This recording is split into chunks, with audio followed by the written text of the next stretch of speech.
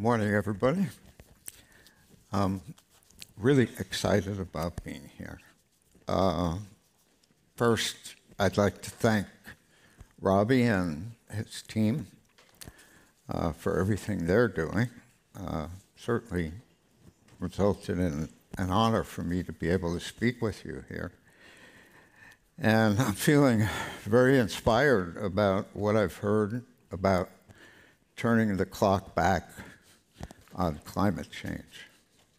Not going to be easy. Nobody ever said it would be. But there's one thing about change. I've seen a lot of it during the course of my life. Much of that change has been for the better. I think we all know that. But some of it, namely the climate crisis, has been for the worse. For example, many of you know this, scientists have measured the Earth's average surface temperature since the mid-19th century. You will note the obvious. The temperature has increased and increased dramatically over time. In fact, the last 9 months of post-pandemic times have seen the hottest global surface air temperatures ever recorded. They're reflected this slide. And that's the only slide I have. So we'll keep that in our heads. But there's something else other than the Earth's temperature that is less talked about. That is, the climate crisis is not getting worse by the same amount every year. It's getting worse at an exponential rate. And hang on to that word, exponential. It's not just temperatures that increase exponentially. It's all the problems that those data from each of the tipping points for climate change unleash on the planet. They morph dramatically in combination until they take on lives of their own. What starts out as unseasonably warm weather and very quickly can become extreme heat, drought, starvation, and migration, which can lead to violent conflict and unknowable human suffering. It's now all but inevitable that we'll hit the 1.5 degree Celsius limit set by the 2015 Paris Agreement. We're rapidly approaching the tipping point for global warming. And we all know that mining and industry played an outsized role in this. Cement and steel, for example, are the most widely used materials in the world, and they're responsible each for about 10% of greenhouse gas emissions. I am told that how humans make things accounts for nearly 1/3 of greenhouse gas emissions. So the extraction of materials and the production of goods are at the core of climate change. That's why it's essential to seek the help of the mining and industry to get us out of this mess. These days, I'm spending my entire life on solving the climate crisis via the path that I call entrepreneurial innovation. Some people think of it as venture capital. But it's how I'm going to spend this third act of my career, doing well by doing good. At the same time was William Faulkner, who said, "The past is never dead. It's not even past." As an example, my first act looked pretty different. Back in the 60s, I was a young patent lawyer and was asked to file some patent applications that were related to a new product based on a technology called electrostatic imagery. Does anybody know what that is today? Electrostatic imagery. It was for a CEO whose name was Joe Wilson, whose company Haloid, now known as Xerox, had just created the first photocopy machine. First photocopy machine. It weighed 648 pounds and overheated so easily that Xerox included a free fire extinguisher known as the Scorch Eliminator.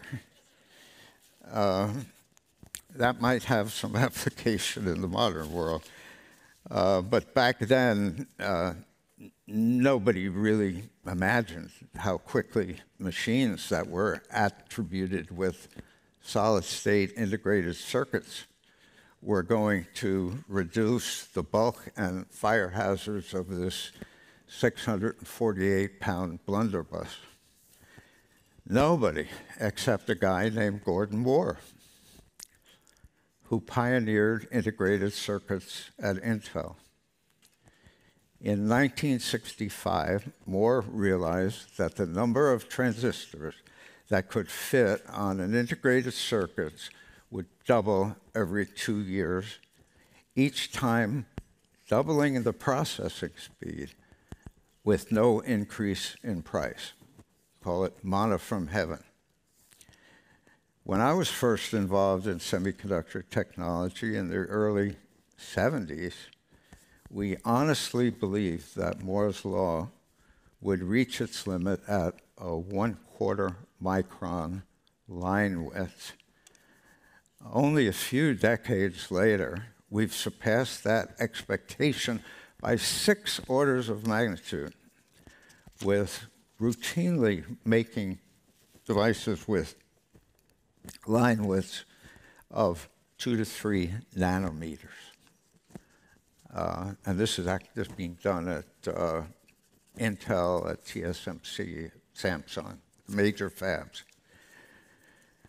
So the conclusion, Moore's law and the exponential nature of technology has made the impossible possible. I had a friend who got a PhD from Stanford in the 1980s, and he couldn't find a job. And his PhD was in artificial intelligence. But the problem is nobody thought that artificial intelligence would ever amount to anything. The line widths for ICs were nowhere near what was needed to process all of these data that are required to make artificial intelligence useful. Well, he was a bright guy, and I liked him and decided to hire him and asked him to look at a few startups, including one called Backrub. Does anybody remember Backrub? We passed on it because we also figured it would never amount to anything. And whoops, about a year later, Backrub changed its name to Google. Whoops.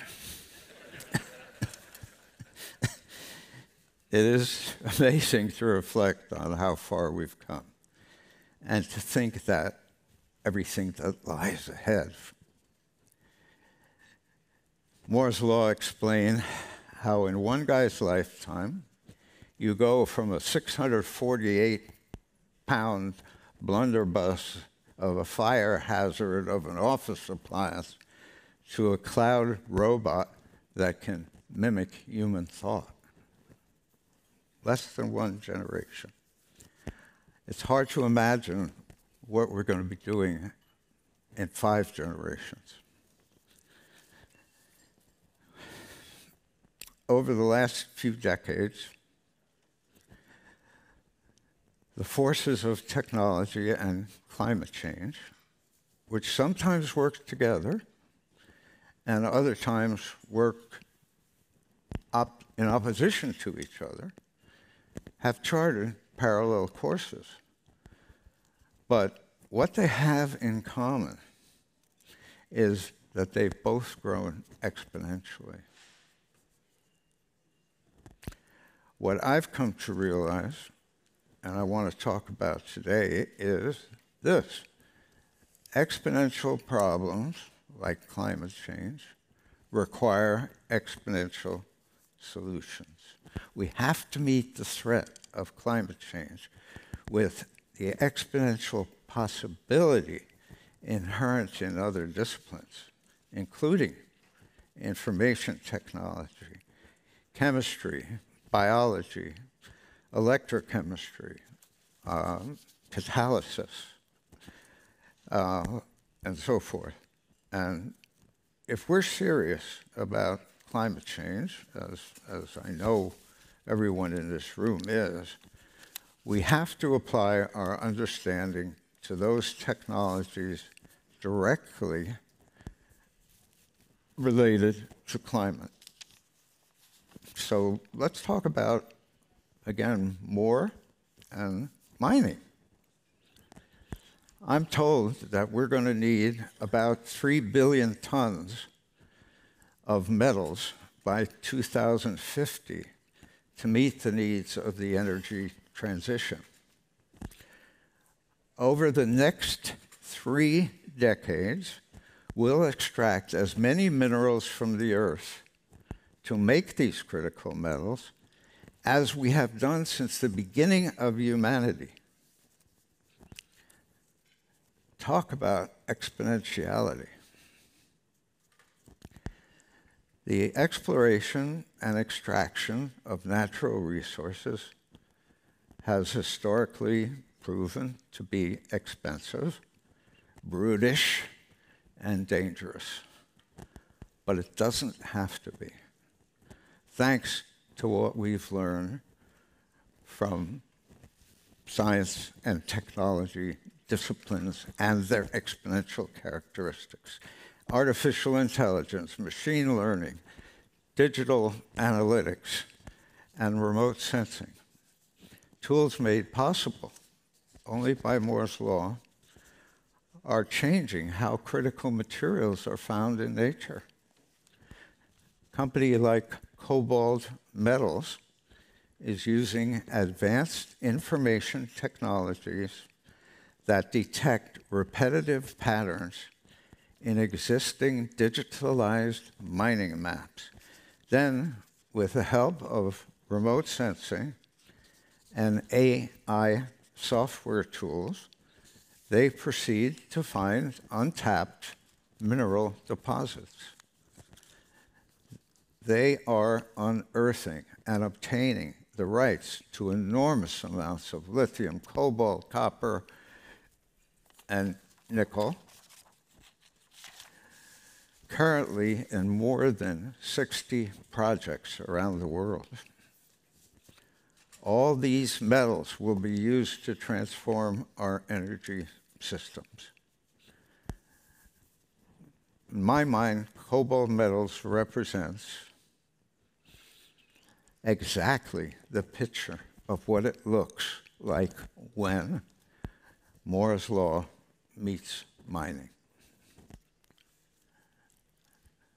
Still another dimension to all this exponentiality discussion is what I call mining meets Watson and Crick.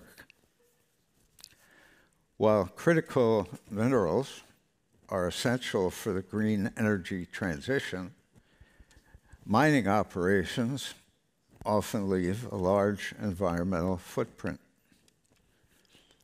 As with Gordon Moore and Moore's law, researchers are increasingly looking to James Watson and Francis Crick, who happened to discover DNA, that DNA exists as a three-dimensional double helix.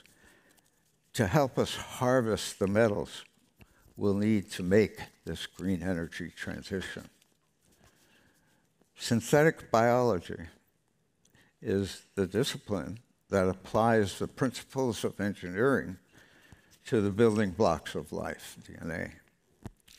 One application of SynBio to material science in the fight against climate change is called bioleaching, process of extracting metals from ores or waste by using microorganisms to oxidize the metals, producing soluble compounds. It enables us to recycle waste materials and even lithium-ion batteries to reduce the demand for extraction. Bioleaching is growing quickly. We all know the numbers of batteries, number of tons of batteries that are going to be reprocessed by 2030. I believe it's 11 million tons, as well as metals like copper, cobalt, nickel, zinc, etc. Another company I've been working with is called Alta Energy. And what it's doing is working with extracting rare earth metals. What's significant about their bioleaching work, beyond its importance to U.S. competitiveness, is that it's maximally scalable. Scaling is always the bane of our existence.